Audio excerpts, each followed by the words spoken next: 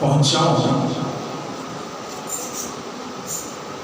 پہلے چند باتیں میں ایسی رکھنا چاہتا ہوں جس سے ہم اپنے آپ کو پرکھ سکتے ہیں کہ کلام سننے کے بعد ہمارے ساتھ کیا ہوگا۔ کلام سننے کے بعد لوگوں کی مختلف حالت تھی۔ بعض لوگ کلام سننے کے بعد جوش اور خوشی سے بھر جاتے ہیں، بعض لوگ کلام سننے کے بعد غصے سے بھر جاتے ہیں، بعض لوگ کلام سننے کے بعد کہتے ہیں یہ میں نے پہلے بڑی دفعہ سنا ہے، بعض لوگ کلام سننے کے بعد اپنی زندگی میں کوئی بڑا فیصلہ کرتے ہیں،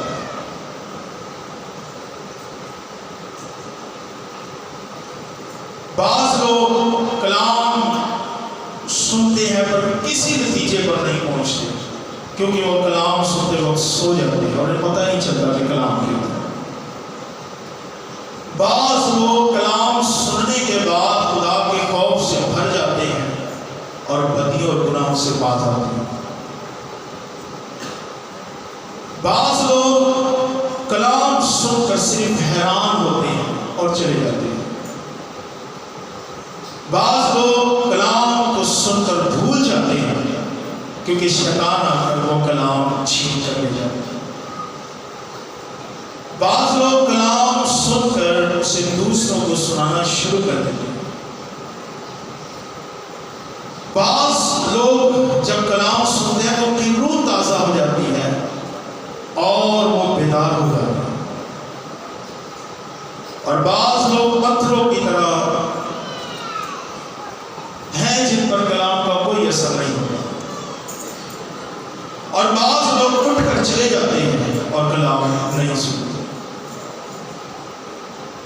اور بعض لوگ کلام کو سنتے ہیں، غور سے سنتے ہیں، سمجھتے ہیں، فیصلہ کرتے ہیں، برکت پاتے ہیں اور ان کی زندگیوں کے اندر کلام کی برکتیں ہیں۔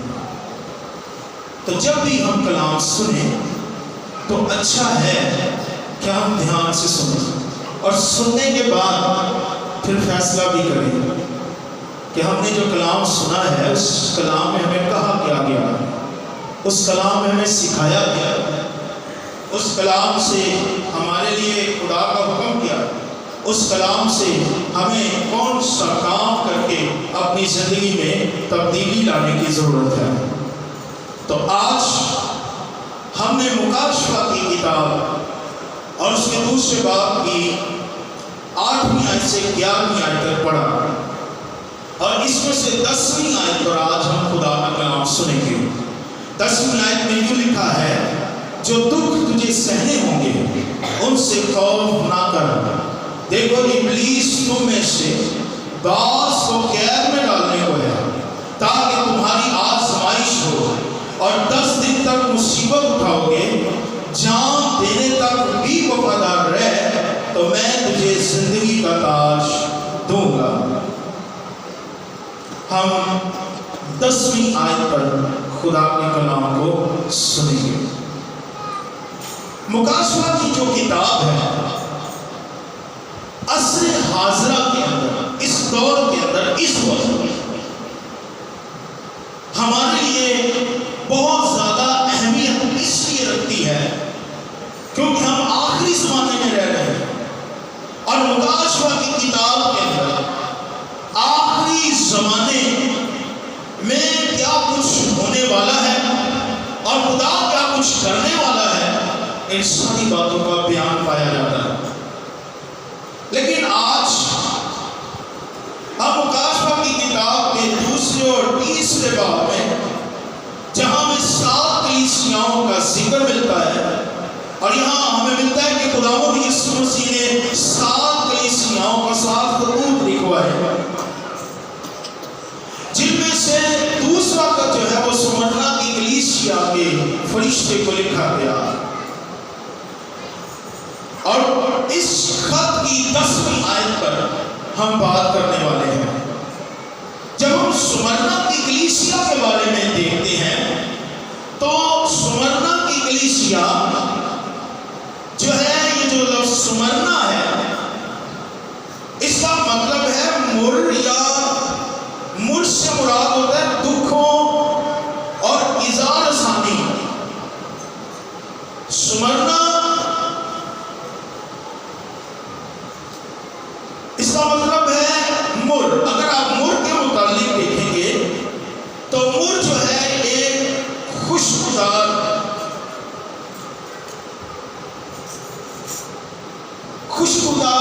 گوند ہوتا ہے۔ مر کی خوشبو جو ہے جب اسے مسا جاتا ہے تو وہ پھیلتی ہے۔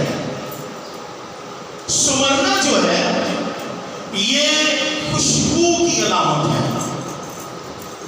سمرنا کلیسیا جو ہے یہ ایک ایسی کلیسیا ہے جس نے اپنی وفاداری کی خوشبو کو اس قدر پھیلایا اور بڑھایا ہے کہ آج تک اس کی وفاداری کی خوشبو آ رہی ہے۔ مر پہاڑی گلاب کے پتوں سے رسنے والا خوشبودار گوند ہوتا ہے۔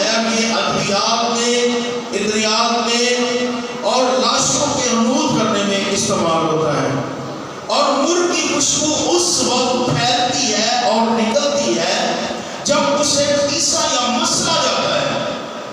اور آپ جانتے ہیں جب کسی چیز کو پیسا جائے یا مسلا جائے تو اس پر کیا گزرتی ہے۔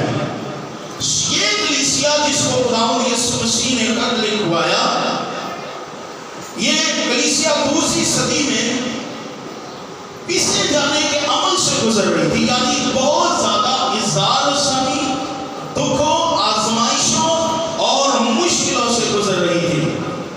اور غالباً ہم دیکھتے ہیں تاریخ کے اندر کہ دومتیان نام کا کیسر بادشاہ جو رومی بادشاہ تھا، اس نے اپنا بت بنوایا اور اس نے یہ اعلان کروایا کہ میرے بت کی عبادت کی جائے، میرے بت کو سجدہ کیا جائے، اس کے سامنے بخور جلایا جائے، اس کی عبادت کی جائے۔ لیکن چونکہ مسیحی کلیسیائیں زندہ خدا کی عبادت کرتی ہیں تو انہوں نے اس بات سے انکار کیا، اور اسی انکار کے سبب سے غالباً مقدس یوحنا عارف کو بھی پتمس کے جزیرے میں قید کیا گیا تھا، اور اسی سبب سے اور بہت ساری وجوہات تھی جن کے سبب سے کلیسیائیں جو ہیں وہ اظہار ثانی سے گزر رہی تھی۔ سمرنا شہر کے اندر اس کلیسیا مسیحیت کے خلاف بادشاہ نے بڑے سخت شاہی قانون مقرر کیے تھے۔ یہودیوں اور غیر یہودیوں نے مقامی حاکموں کے ذریعے سے کلیسیا کو بہت ستایا تھا، لیکن سمرنا کی کلیسیا اپنے نام کے مطابق دکھوں میں پستی تو رہی، لیکن اس کی وفاداری کی خوشبو اور مہک پھیلتی اور آپ بھی پھیلتی۔ اور آج جب ہم اس آیت کو دیکھتے ہیں تو اس آیت کے 3 حصے ہیں۔ پہلا حصہ ہے دکھ سہنے سے خوف نہ کر، دوسرا حصہ ہے دیکھو ابلیس تم میں سے بعض کو قید میں ڈالنے کو ہے تاکہ تمہاری آزمائش ہو، 10 دن تک مصیبت اٹھاؤ گے، اور تیسرا حصہ ہے جان دینے تک بھی وفادار رہ تو میں تجھے زندگی کا تاج دوں گا۔ جان دینے تک بھی وفادار رہ تو میں تجھے زندگی کا تاج دوں گا۔ اور ہم اس آیت کے آخری حصے پر غور کریں گے جس میں جان دینے تک وفادار رہنے کی بات کی گئی ہے، اور آج کا ہمارا عنوان ہوگا وفاداری۔ خدا کے ساتھ اس کی کلیسیا کی، خدا کے ساتھ اس کے لوگوں کی وفاداری۔ کسی وقت مقدس مدر ٹریسا نے کہا تھا، خدا نے مجھے کامیاب ہونے کے لیے نہیں بلکہ وفادار رہنے کے لیے بلایا۔ آخری انسان کامیاب ہونا چاہتا ہے، لیکن ہماری سب سے بڑی کامیابی یہ ہے کہ ہم اپنے خدا کے وفادار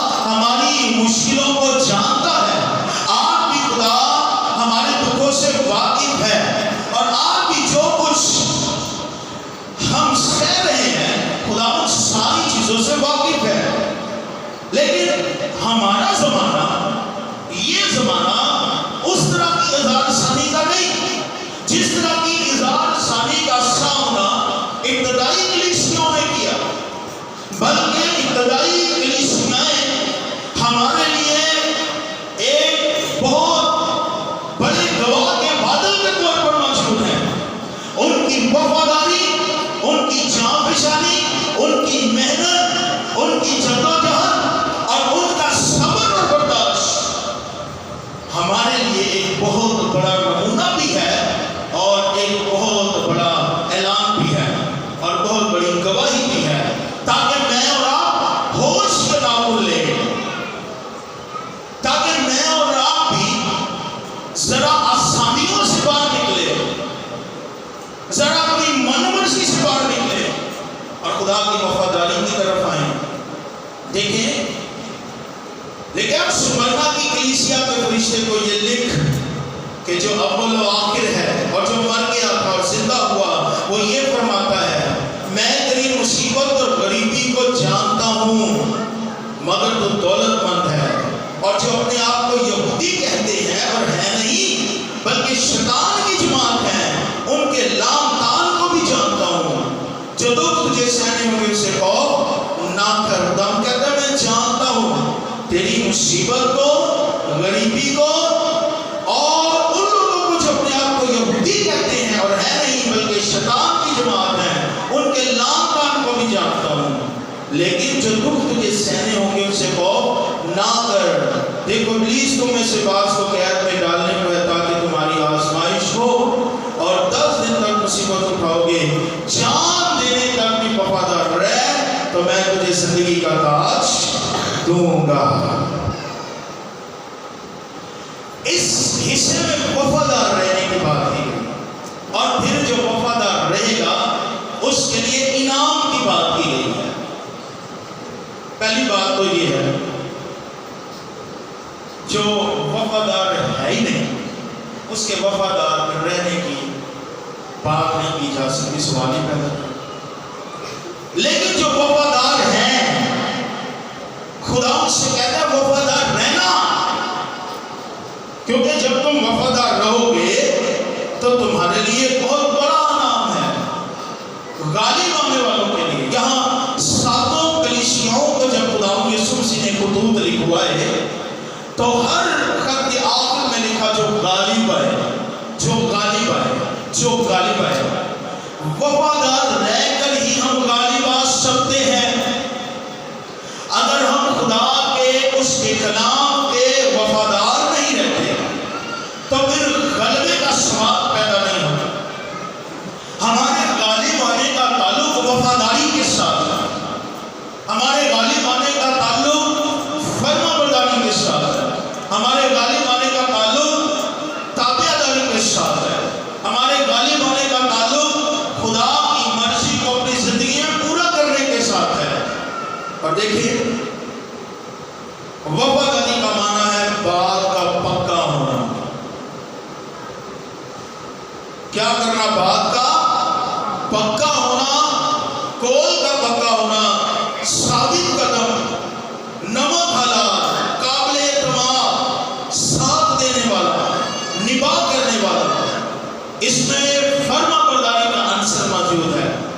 فرما بردار یعنی حکم ماننے والا، تابع فرما۔ خدا کا وفادار شخص وہ ہوتا ہے جو ہر حال میں خدا کا حکم مانے، اس کے لیے چاہے اسے اپنی جان ہی کیوں نہ دے دینی پڑے۔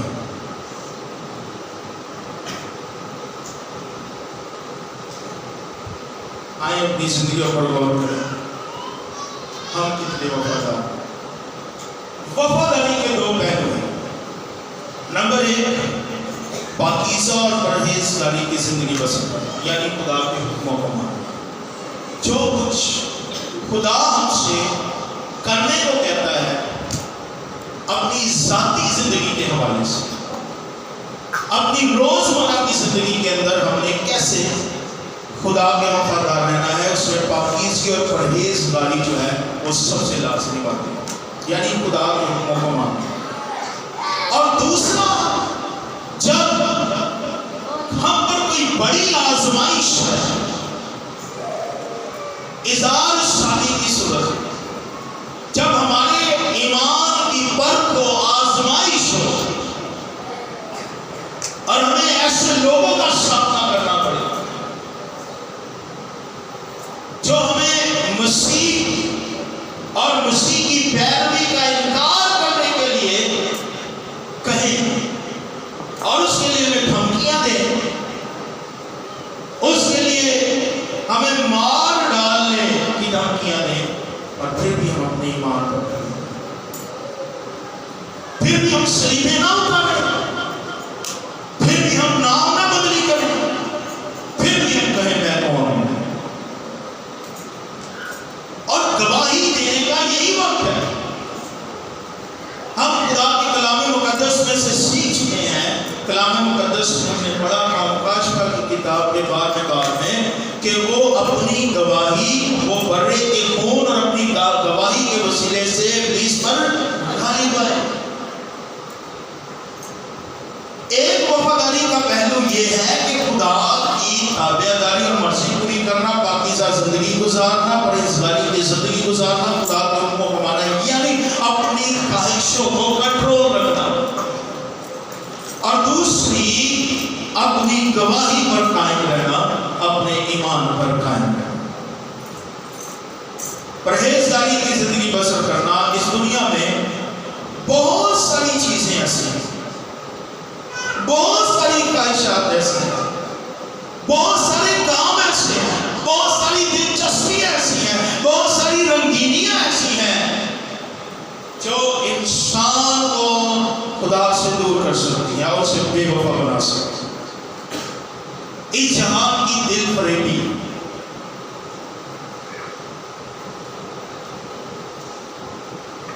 گناہ کی کشش اور لذت۔ کسی نے ڈاکٹر کے ناصر صاحب سے پوچھا کہ گناہ کی تعریف کیا ہو سکتی ہے، تو انہوں نے ایک لفظ میں اس کو بیان کیا، انہوں نے کہا گناہ کا مطلب ہے لذت۔ گناہ کا کیا مطلب ہے؟ لذت۔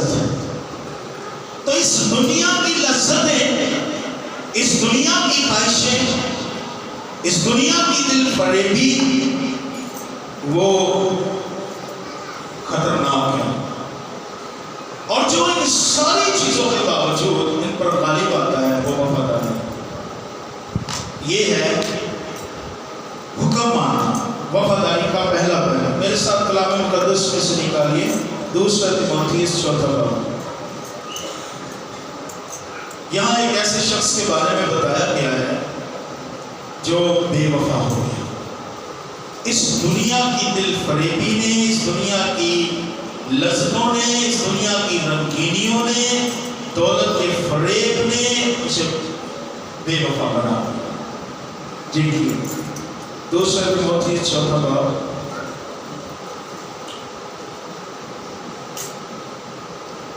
چوتھے باب کی 9 اور 10 آیت پڑھوں گا، کیونکہ خدا کا کلام میں لکھا ہے۔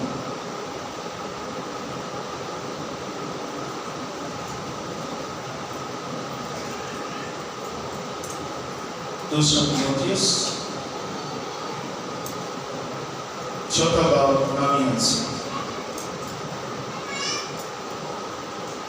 پولس رسول اپنی شاہد تیموتھیوس سے کہتا ہے، میرے پاس جلد آنے کی کوشش کر، کیونکہ دیماس نے اس موجودہ جہان کو پسند کر کے مجھے چھوڑ دیا ہے اور تسالونیکی کو چلا گیا ہے۔ دیماس نے اس موجودہ جہان کو کیا کیا ہے؟ پسند کیا۔ آج بھی بہت سارے لوگ دنیا کے پہناوے کو پسند کرتے ہیں، دنیا کے بول چال کو پسند کرتے ہیں، دنیا کے طور طریقوں کو پسند کرتے ہیں، ایسی چیزوں کو جو اس جہان کی ہیں، ہمارے خدا کی نہیں۔ یوحنا کہتا ہے نہ دنیا سے محبت رکھو، نہ ان چیزوں سے جو دنیا میں ہیں۔ آنکھوں کی خواہش، جسم کی خواہش، شیخی کو خدا کی طرف سے نہیں بلکہ دنیا کی طرف سے، وہ باپ کی طرف سے۔ اور اگر ہمیں یہ دنیا اور دنیا کی دل فریبی اپنی طرف کھینچتی ہے تو خطرناک ہے۔ بائبل مقدس ہمیں وفادار ہونے کے لیے کہتی ہے۔ تیتس دوسرا باب 11 اور 12 ہے۔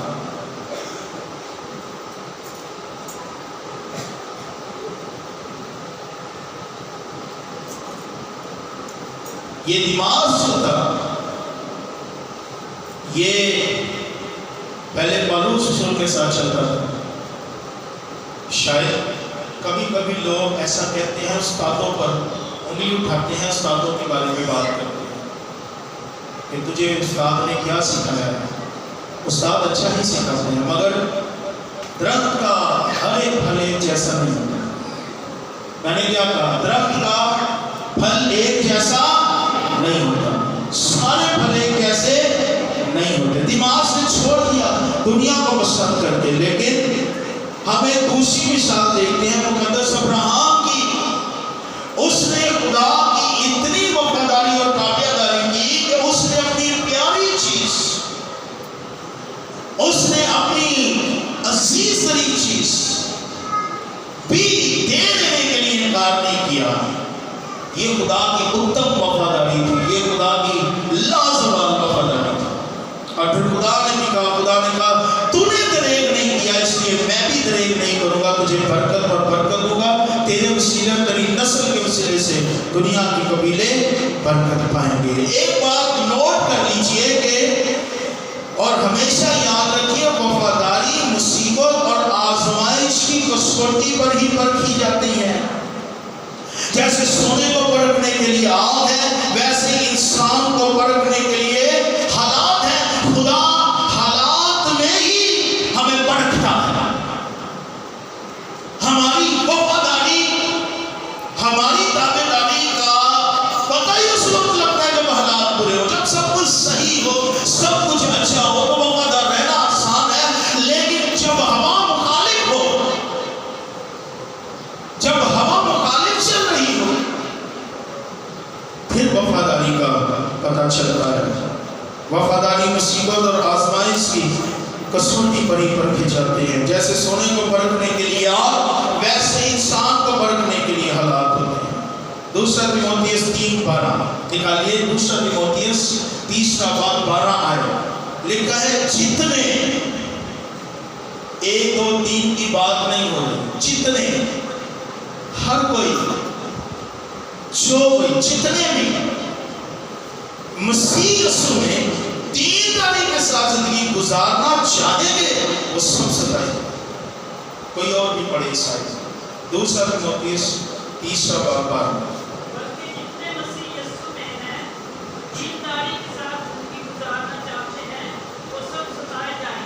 جی کوئی اور بھی پڑھے۔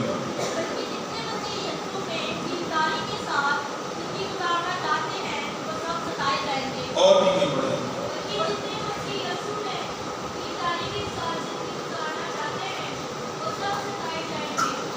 سنیں یہ آیت کیا کہتی ہے؟ اتنا واضح پیغام ہے۔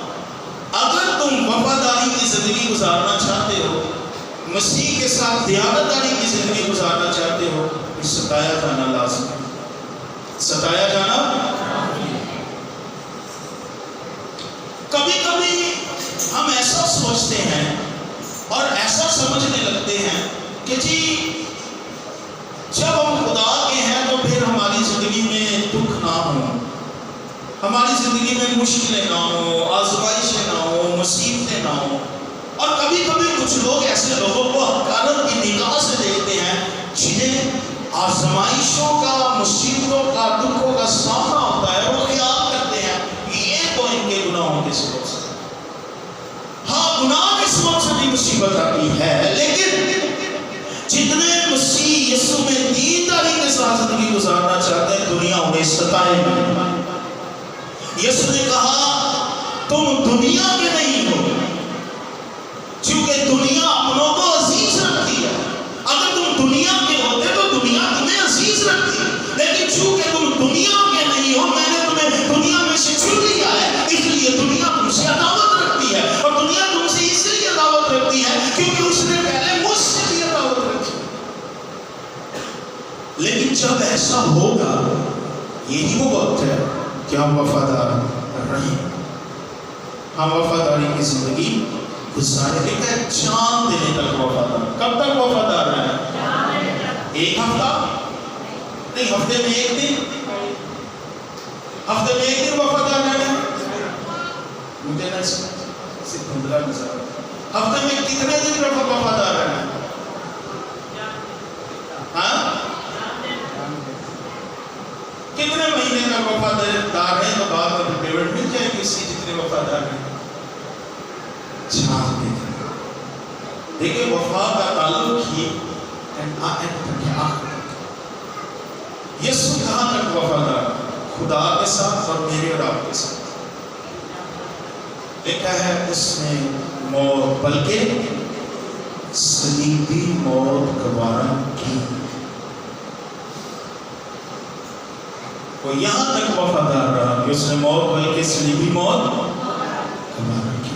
جان دینے تک وفادار رہا تو میں تجھے زندگی کا تاج دوں گا. ایسے نہیں کہ ایک مہینہ خدا کے ساتھ چل لیا، ایک مہینہ دنیا کے ساتھ چل لیا، یہ کوئی وفاداری نہیں. جب خدا کے ساتھ چلتے ہیں تو پھر جان دینے تک چلتے ہیں، پھر آخر تک چلتے ہیں چاہے حالات کیسے ہیں. تو یہاں پر خدا یسوع مسیح نے اس کلیسیا سے کہا جان دینے تک وفادار ہے. اور آج یہ بات خداوند ہم سے ہے. ہم ایسے اس کو سنیں اپنے کان میں کہ اے میری بیٹی، اے میرے بیٹے، تمہیں وفادار رہنا چاہیے.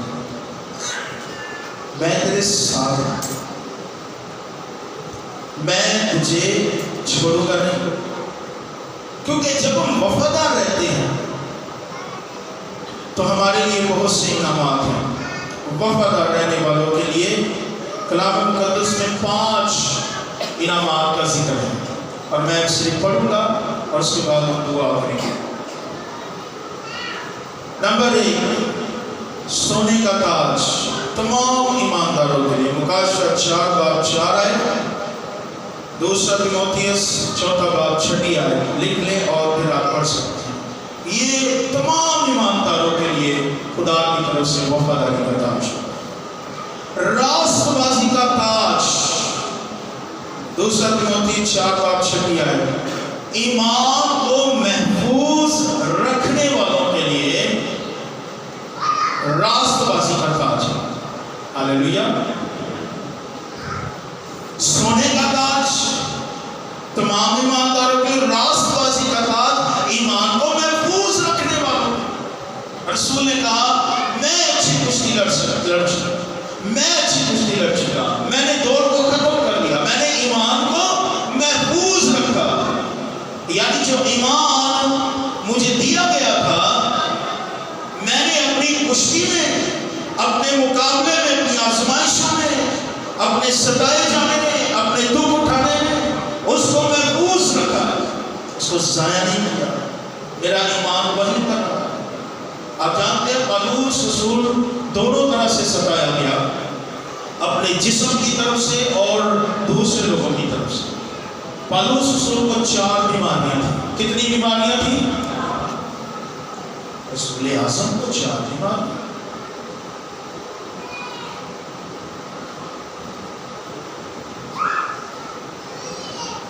اور پھر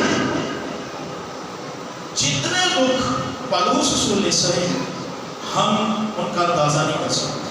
اگلے سنڈے پالوس رسول کے دکھوں پر خدا کا کلام سنیں. راست بازی کا تاج ایمان کو محفوظ رکھنے والا. جب آپ اپنی زندگی کی کشتی لڑتے ہیں، جب آپ اپنے ایمان کو محفوظ رکھتے ہیں، چاہے آپ کے جسم کی طرف سے پرابلم آئے، چاہے دوسرے لوگوں کی طرف سے پرابلم آئے، چاہے دشمن ابلیس کی طرف سے پرابلم آئے، آپ کو اپنے ایمان پر قائم رہنا ہے تو راست بازی کا تاج آپ کا منتظر ہے. نمبر 3، جلال کا تاج دیانت داری سے خدمت کرنے والوں. پہلا پترس 5 پہلی 4 آیات. خدمت کرنے والوں جو دیانت داری کے ساتھ خدا کی خدمت کرتے ہیں. لاپرواہی کے ساتھ خدمت کرنے والوں کی بات نہیں ہو رہا. دیانت داری کے ساتھ، سرگرمی کے ساتھ، جان فشانی کے ساتھ، جان مار کر خدمت کرنے والوں کی بات ہو رہی ہے. نمبر 4، سدا بہار سے जीतने वालों के लिए। नंबर 5, जिंदगी का ताज जान देने तक वफादार रहने वालों के लिए। पौलुस रसूल कहता है कि इस दुनिया के दुख, इस दुनिया के मसाइल, इस दुनिया की आज़माइशें उस जलाल के मुकाबले में जो हमें खुदा के हुजूर मिलेगा कुछ भी हैसियत नहीं। जो कुछ हमारे लिए आगे रखा हुआ है इस दुनिया में दुख मुसीबत, लेकिन देखें एक बात जो आज बहुत ज़रूरी है हमारे लिए, वो ये है कि हम बाइबल पढ़ने में दुख नहीं उठाते, दुआ करने में दुख नहीं उठाते। आसानी ना मिलते ठीक है, ना मिले ठीक है, लेट कर ले हुआ, चौकी मार कर हुआ, घुटने टेक कर बहुत कम लोग करते हैं, हाथ उठाकर बहुत कम लोग करते हैं। हम अपनी जान को बड़ा बचाते हैं, बड़ा महफूज रखते हैं। ज़्यादा सर्दी हो, सर्दी बहुत है, चर्च तादाद का, ज़्यादा गर्मी हो, गर्मी बहुत है, तादाद का, छोटी छोटी बातों, ये बात हम सब के लिए हमें खुदा की वफादारी में जान निशानी करनी चाहिए, सख्त जान होना चाहिए, सख्त मेहनत करनी चाहिए। मैंने कल पढ़ा 2 चीज़ें जो आपको खुदा के बहुत करीब ला सकती हैं, एक सख्त मेहनत और एक मोहब्बत। सख्त मेहनत और मोहब्बत। मोहब्बत के बगैर मेहनत बेकार है और मेहनत के बगैर मोहब्बत कुछ नहीं। एक शख्स एक जगह पर बैठा है और कुछ भी ना करे, मैं खुदा से मोहब्बत करता हूँ, मैं आपसे मोहब्बत करता हूँ, और आपके लिए कुछ भी ना करे। मेहनत और मोहब्बत ये वफादारी को परवान चढ़ाती है। और जब हम वफादार रहकर अपने खुदा के साथ जान निशानी करते हैं, तो पौलुस रसूल फिलिप्पियों 1:21 में कहता है कि जिंदा रहना मेरे लिए मसीह है और मरना नफा है। जिंदा रहना मेरे लिए मसीह है और मरना नफा है। अगर मैं जिंदा हूँ तो मसीह का होकर जिंदा रहूंगा, चाहे उसके लिए मुझे कुछ भी कुर्बान क्यों ना करना पड़ जाए, चाहे उसके लिए मुझे कितनी भी मुकाबला का सामना क्यों ना करना पड़े, चाहे उसके लिए मुझे कितने भी दुखों का सामना क्यों ना करना पड़े, जीना है तो मसीह के लिए। वो कहते हैं जीते हैं तो खुदावंद के लिए जीते, और अगर मरते हैं तो खुदावंद के लिए मरते हैं। हम जिए या मरे खुदावंद ही के हैं। और फिर कहते हैं कि जिंदा रहना मेरे लिए मसीह और मरना नफा है। तो आज ज़्यादा बातें नहीं, एक ही बात अपने साथ लेकर जाइए, आसानी को खत्म कर दे किसी जहाँ पे शामिल सब काम करना चाहिए, खुदा के साथ वफादार होने की, जान देने तक वफादार, जान देने तक वफादार। तो मैं तुझे जिंदगी का ताज दूंगा। आज भी मैं देख रहा था बड़े लेट, ये भी एक बड़ी प्रॉब्लम है। ये हमारी जान फशानी ना करने का नतीजा। जब हम जान फशानी करें तो वक्त खुदावंद हमें तौफीक बख्शे, हम अपने खुदा के साथ वफादार रहें और अपनी ज़िंदगी पर आएँ, अपने सरों को झुकाएं, अपनी आंखें बंद करें, अपनी ज़िंदगी पर गौर करें। बहुत